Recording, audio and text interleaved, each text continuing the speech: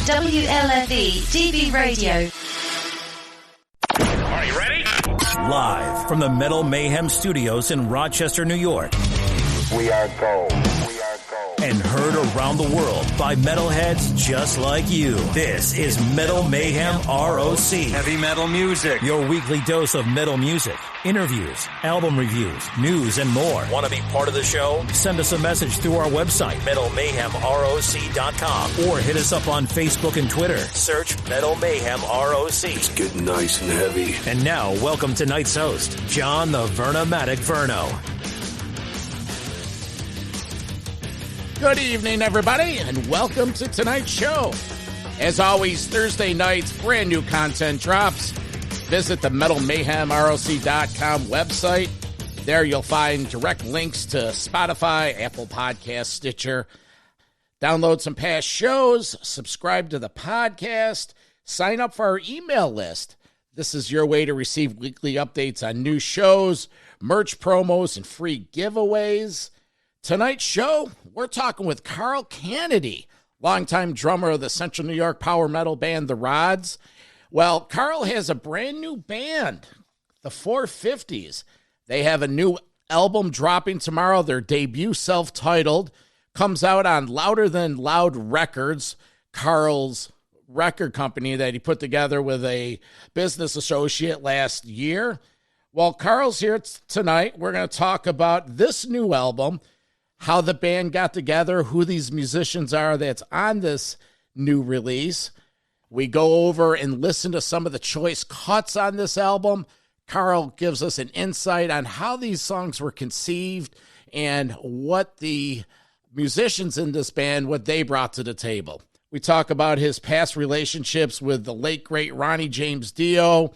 He goes down heavy metal memory lane, and we talk about the Anthrax and Overkill days when he helped them produce some of those groundbreaking albums back in the mid-'80s.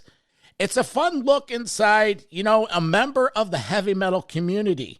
We like to support all our heroes here, and Carl, the guy's a great dude. He was on the show last summer when he was promoting the Canedy CD, his solo band, and he will tell us more about what Canedy's up to and what him and the guys in the Rods are up to, because they have some new material coming out. So that's what we have for tonight. Next week, we'll have an exclusive interview with the guys from Raven. Last night, me and part of the Metal Mayhem ROC team took a ride down to New Jersey and saw the band on the Metal City tour. So we're going to celebrate Thanksgiving with an exclusive interview with Raven. Now, that's a good one. Again, we invite you to go to the website, check out some of these past episodes, and please rate and review. That kind of stuff really helps. We're going to quickly hear a promo from podchaser.com, and then I'll be back with Carl Canedy of The Rods and the brand new band, the 450s. I'm the Vernomatic. This is Metal Mayhem ROC. Attention metalheads. Since we launched in 2019, Metal Mayhem ROC has been the go-to source for metalheads to talk about and hear the music they love.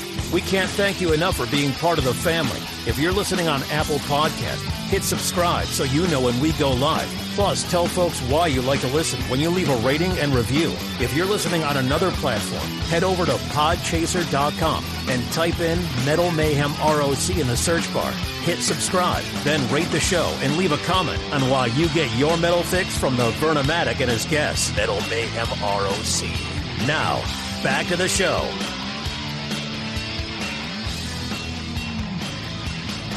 Just want to remind you folks about the Monday Night Live Metal Mayhem radio show that I host right on thatmetalstation.com. It's 3 hours of live metal, 50 years, play stuff from back in the day, stuff from new bands, new music from old bands. There's a chat room. You could come in, talk with other bangers around the country, around the world, no, as a matter of fact. And it's a good time. It's a great way to bring your Metal Monday in for a landing. Talk about a good time. Today's guest is a veteran of over 40-plus years in the hard rock and heavy metal community, founding member of the metal band The Rods. He's played and produced with bands like Manowar, Jack Starr, Rhett Forrester, Overkill, Exciter, Anthrax. He's here today to talk about his brand new band that he has, the 450s. Let's welcome back to Metal Mayhem ROC, Carl Canedy. Hey, Carl, what's up, man? Hi, John. How are you? No, I'm just kidding. 40 years in the business, thought it was like I needed my cane and my beard's down to my waist. But yes, it's been a long time. I've been in the business a long time. I said 40 plus when I was writing the copy. I'm like, I don't want to go 50 because maybe it's not 50. But, I'm trying to stay with the continuity. But either way, the resume is long. The experiences are even longer. How are you? Where are you right now? I'm doing well. I'm home in my little studio where I record my drums and whatever little hack parts I pick up on my guitar keyboard. And so that's why I am sitting here by my computer screens. Pennsylvania, are you, or are you down south? Pennsylvania, Scranton. Mm-hmm. Outside of Scranton. Not that far from Rochester. We're in the mid 40s today. Maybe a little rain. I love Rochester. Recorded quite a few projects up there. Oh, yeah. The Rochester Metal Pipeline is legendary. We can go on all day on that. But we're here today to talk about your new project. New album comes out on the 19th of November. The band is the 450s. I have tons of notes on the new release, but let's get a quick backstory of the guys you're playing with, how it came together, and then we'll take a deep dive into the new album. Sounds good. So, this is these guys. Early on, I had produced Young Turk. The singer is from Young Turk, Rhett. And so I produced Young Turk, did an album for Geffen and an album for Virgin. And so I had managed the band and produced them for years. So I always thought Rhett was brilliant. In fact, he conned me. I was working with Roxgang in Tampa. He kept hounding me, stop in Miami. I'm like, I'm not going to go to Miami to see some band called Young Turk I've never heard of. He cajoled me. And so finally I flew in. I was going home after 3 months in Tampa. I was going home. The last thing I wanted to do was stop in Miami and to see this kid. But I did. We wound up, having a great connection and wound up working with the band. So we've all been friends forever. St. James guys, I signed them to my production company. So Bobby and Jimmy, the guitarist and bass player, known them forever and produced for them and wound up on their everything they did. Like we did 2 full albums, we did demos. I was never quite able to land a deal for them, but we recently, 3 years ago, we released an album called Resurgence, which did very well. And we have more product in the pipeline for that. But so we'd known each other all this time, and then Rhett, Bobby, and Jimmy knew each other, and we're all good friends. So for all these years, we've all been friends. We wanted to work together. And so finally we said, you know what, let's do a band. Let's start a band. And that's what happened. And we wound up going to Atlanta, although I didn't make that trip because of a little shoulder muscle thing.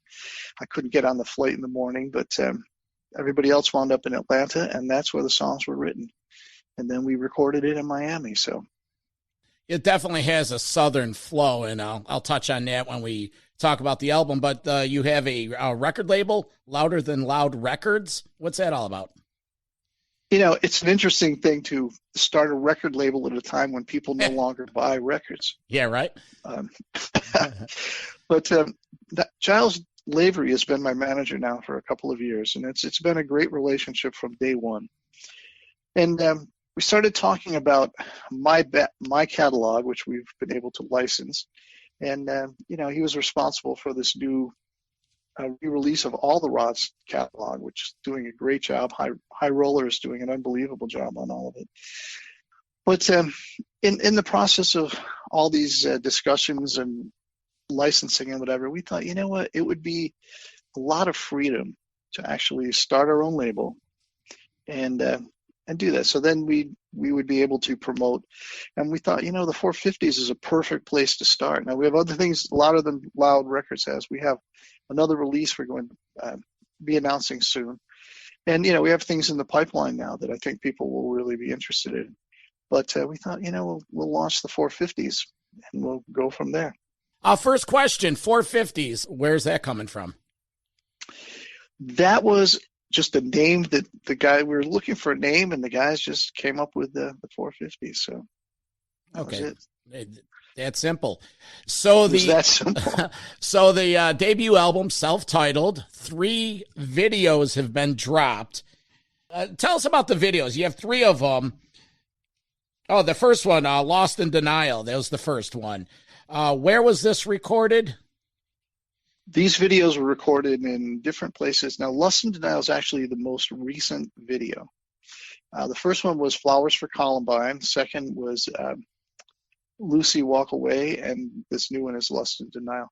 So while we were at the studio, we recorded a lot of footage with video.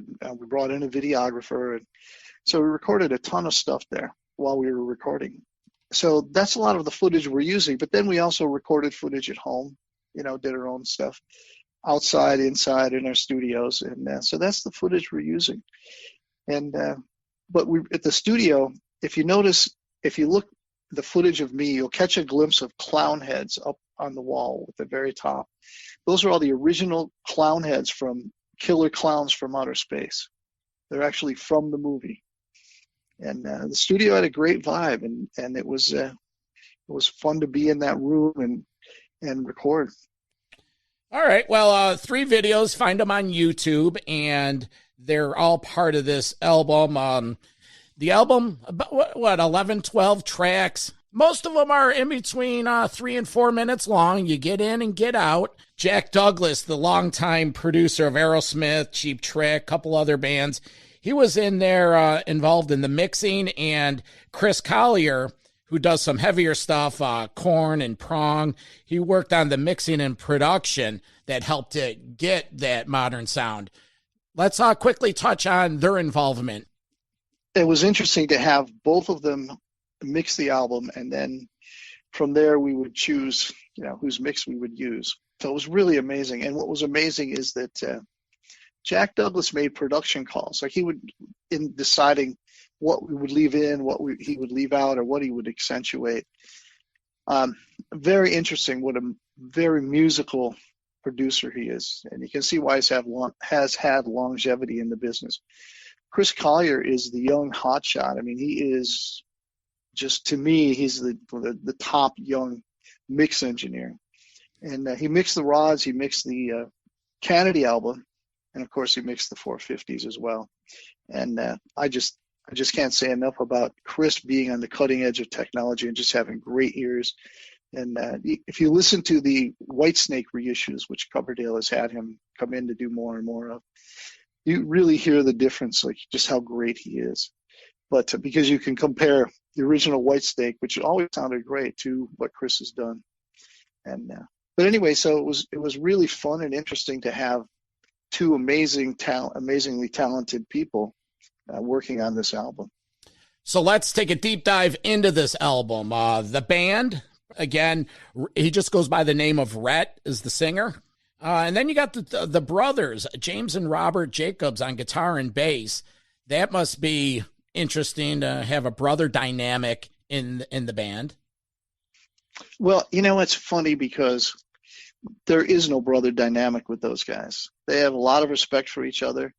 In terms of, it's not like, even though in fact I was going to say, I think when I listen to this music, I think of it as like a Black Crowes, a Counting Crows, like a Soul Asylum, like it, that kind of very organic kind of band with a real rock edge, a little more punk edge actually, mostly comes from Red, I think. But no, those 2 guys, they don't have that. They don't have the Black Crowes, Let's Fight, or the what's the band I'm thinking of now? I just forgot their name, from England. The Gallagher brothers. Gallagher brothers. Oasis. Yeah, Oasis. Thank you. They don't have that. Let's just kick each other's asses. Or the other Gallagher brothers, Raven guys, John. Oh yeah, but those guys don't. They're just cool guys. Yeah. They're great. No, these are my notes on these are my interpretations. Rhett, not afraid to put himself out there. Excellent singer. James Jacob, the guitarist, has some really tasty leads. Knows his way around that Telecaster. Looks like Carl and Robert have really discovered each other. They work well together. And Ryan Sambrook, the keyboard player, does a hell of a job on Black Tar, and he does. I love what he did on Black Tar. And Gracie is heavy. So, Black Tar, Yes. first, the keyboards, big kind of vibe going on here, a theatrical thing. Let's get your input on that song. Black Tar is one of my favorite songs. In fact, I just mentioned recently, we have more videos coming from this album. And we also have lyric videos coming. So we have a lot of product yet to go. But I was saying Black Tar needs to be a single because it's one of my favorite songs on the album. Mama in the kitchen cleaning dirty spoons. Papa eating TV dinners in the living room. Little baby child screaming about salvation. We're smoking the sweet rocks with like cheap perfume.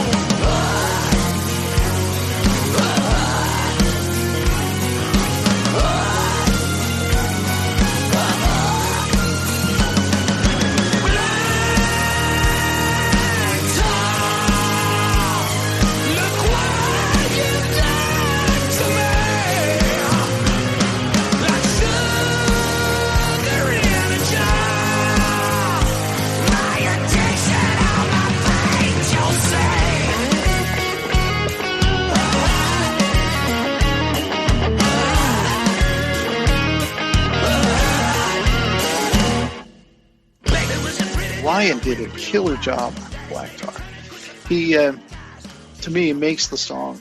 That and Fernie played banjo on this, which in the beginning, and he goes, this song could use a banjo, and he picks up a banjo from off the wall and mics it and plays the part one take. No, that's interesting because one of my notes on Black Tar has a little bit of maybe modern country in quotes, and maybe that's what that was. But so back to Rhett in terms of, let's talk about Jimmy. Jimmy is brilliant, and Jimmy is he's so talented, but he did a great job in writing parts that sort of interwoven, and he did a great job where there's subtleties to them, but also lots of hooks. He did a great job, and his tone, I love the tone he got out of that Telecaster. Very, very cool. And Rhett, and I think the difference with the Jacobs brothers and myself, Bobby and Jim and I, we're all like, let's make sure that it's dialed in and it's precise and we're as focused as possible. Rhett, on the other hand, is the true quote unquote artiste. And so Rhett, if you listen to his lyrics, I think his lyrics are really, really brilliant. He does, he's really is an artist, and he's a great lyricist, in my opinion. I've always had nothing but respect for him, and also working with him so much over the years, producing, I've noticed how fast he's so quick to write lyrics, and they just come out and they're so good, and he's quick. If in Lust and Denial, there's a rap part toward the end, halfway through the song. He didn't know what to do with that. We're in the studio, and I'm in the control room saying they're talking to him through the glass. He goes, wait, hold on a second. And he scribbles something on the paper. He goes, okay, roll it. And he did that part in one take, wrote the lyrics and sang that part that fast. And it's a brilliant lyric. The Note You Left, didn't read it, never read it. It's brilliant.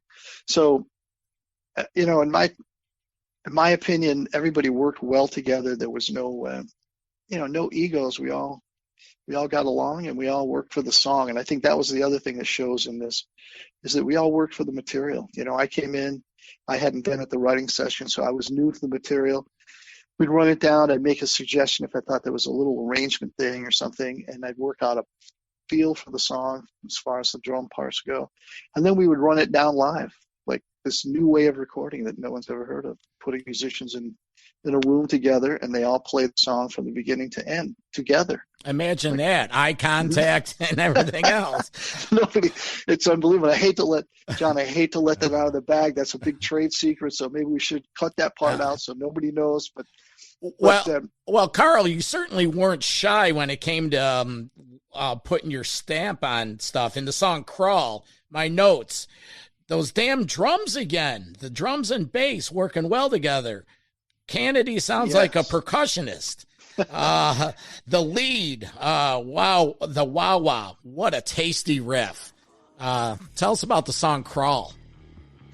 Well, that song is based on, Jimmy was the one who came up with that idea. And that song is really, it's a cool idea, the cool riff, and that was his. He's got a sick little mind. He loves those dark riffs, and so that was his creation, and it was fun to play. I have to say, it was a lot of fun.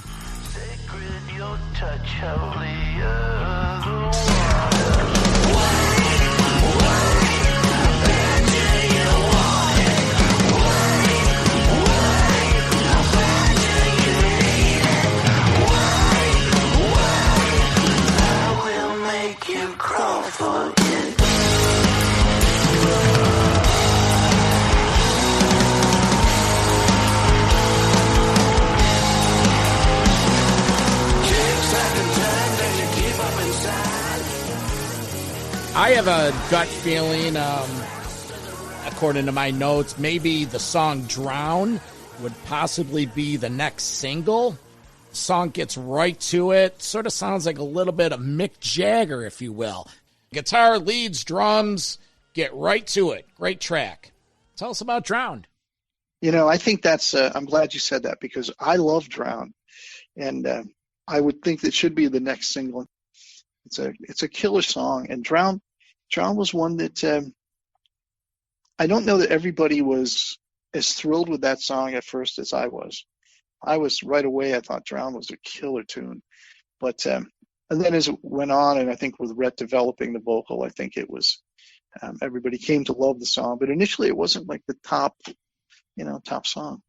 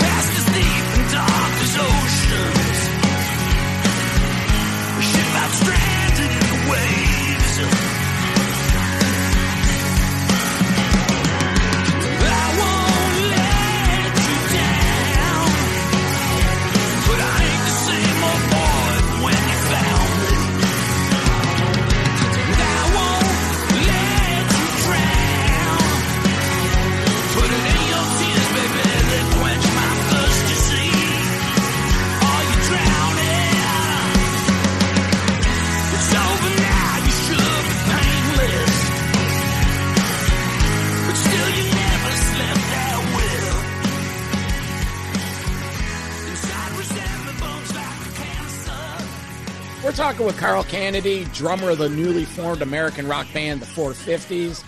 Debut self-titled CD comes out tomorrow, November 19th, out on Louder Than Loud Records.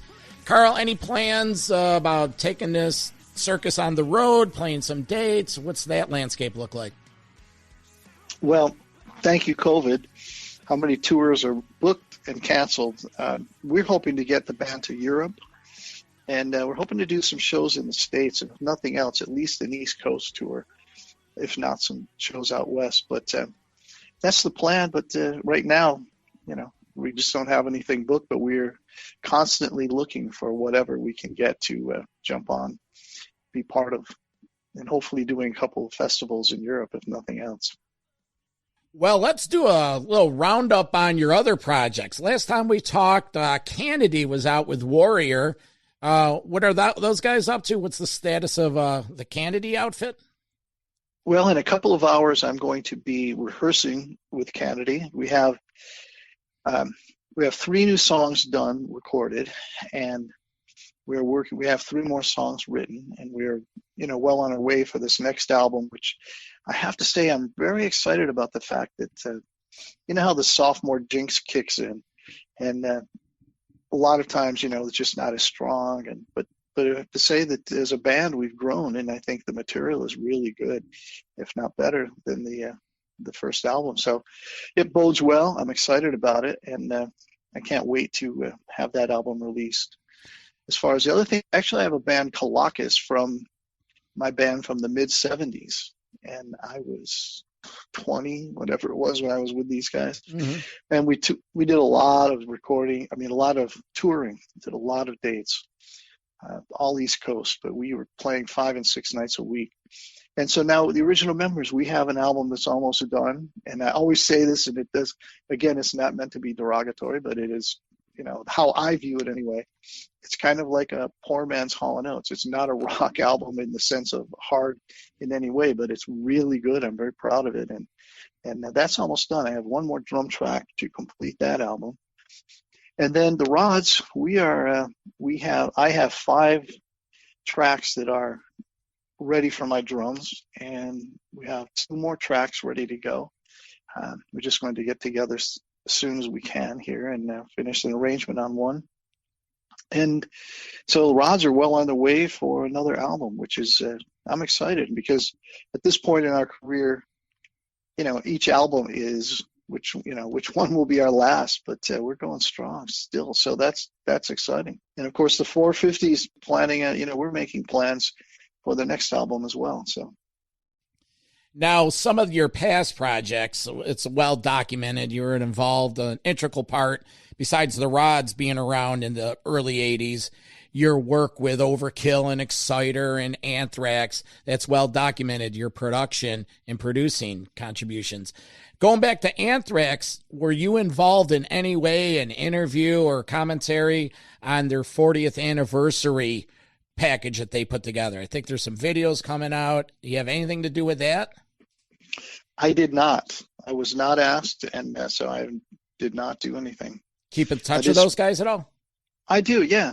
I'm in touch with Joey, Frankie. I mean, occasionally Scott and Charlie, but no issues there. Just Missy told me something. I don't know what the story was, but I actually kind of thought I should have been involved because it was part of the seminal creation of Anthrax, the early days, the first albums, and so. But yeah, no harm, no foul. It's fine. I just was rubbing elbows with Danny Lilker the other night at a show up here in Rochester. Oh, Danny's great. Yeah, Nuclear Assault played a couple weeks ago. They had a one-off up here. He lives up here, works up here, and a little bit of our metal history with the Anthrax guys. Overkill, absolutely. Bobby Blitz. When was the last time you saw those guys? I think it was 2.5 years ago. I did a show. Mike, the singer in Canedy, and I did a show at the Hard Rock in Anaheim, opening for Metal Allegiance. Okay. And so I'm going down the stairs, and there's Bobby on the phone, and it was great. It was a great reunion. Hadn't seen him in decades, so it was a great. He was the same. Bobby's always the same. He's the same guy. He's always been that way, not pretentious, even though he's a rock star. Just the coolest guy. And the Exciter guys, has it been decades? No, we did a show with Exciter.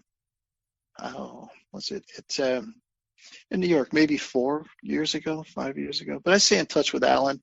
Dan isn't really on Facebook, but yeah, I mean, those guys were friends. I mean, I've loved those guys from day one.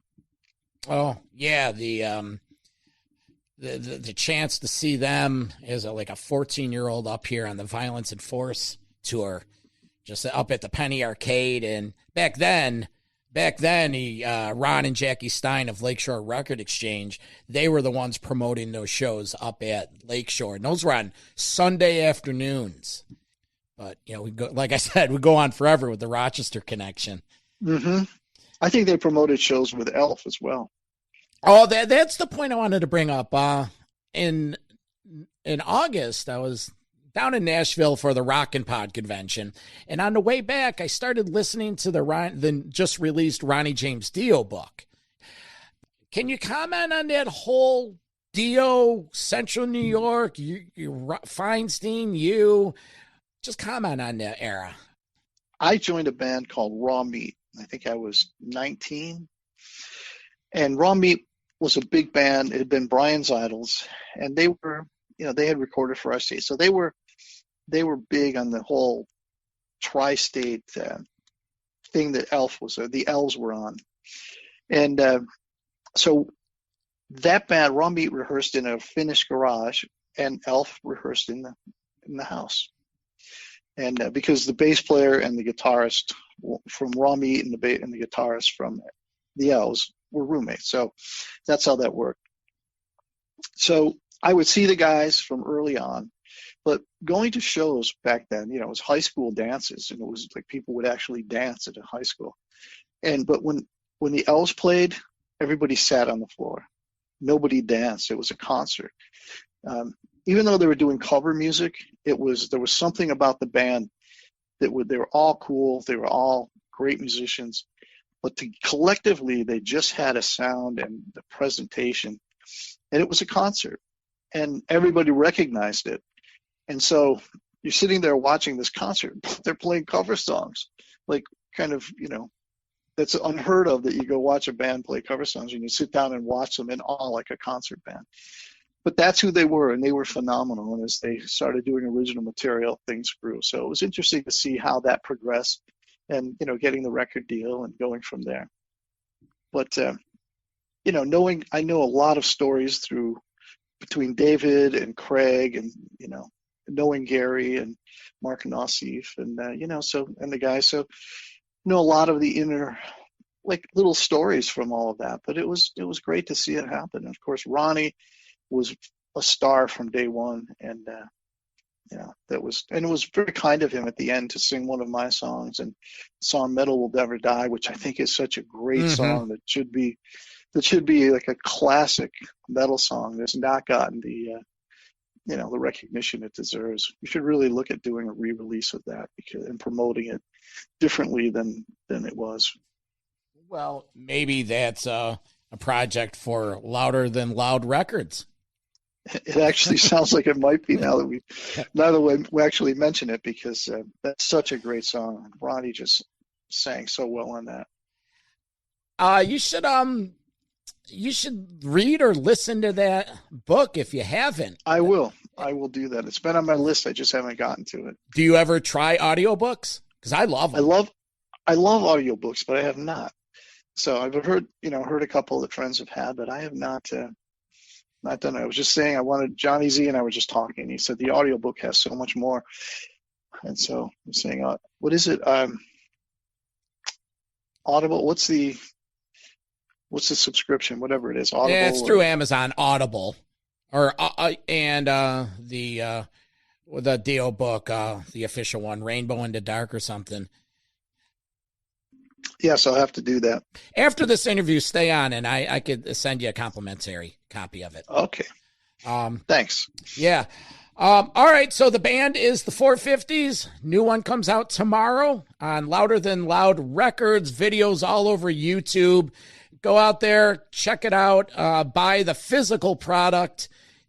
I'm sure this is all on the stream locations too, correct? It is. And, the other thing is, a lot of times my friends will want to support, and I really appreciate that. But, you can support bands by just adding them to a Spotify playlist. If you can't support with money, or you don't want to support with money, which is perfectly fine, you can start a Spotify playlist, the 450s, or add us to an existing playlist. That would be huge. Carl, what's the best social to get all information on your product? Well, can always find me on Facebook, Carl Canedy, but I think for the 450s, the 450s.com will get you everything you need to know about the band, videos and product. So, and it's going to be vinyl as well as CDs, so, and shirts and whatever. Well, sounds like a party. Carl Canedy, yeah. Thanks for calling and spending the afternoon with me today. John, thank you so much for the support. Really appreciate it. Okay, take care, bud. You too. Bye. Metal for Life. Thanks for listening to Metal Mayhem ROC. Check out our websites at metalmayhemroc.com and metalforever.com for information on upcoming concerts, podcasts, archives, and all sorts of info. Please like, follow, and share with everyone, even your non-metal friends. Catch us next time on WLFE DB Radio.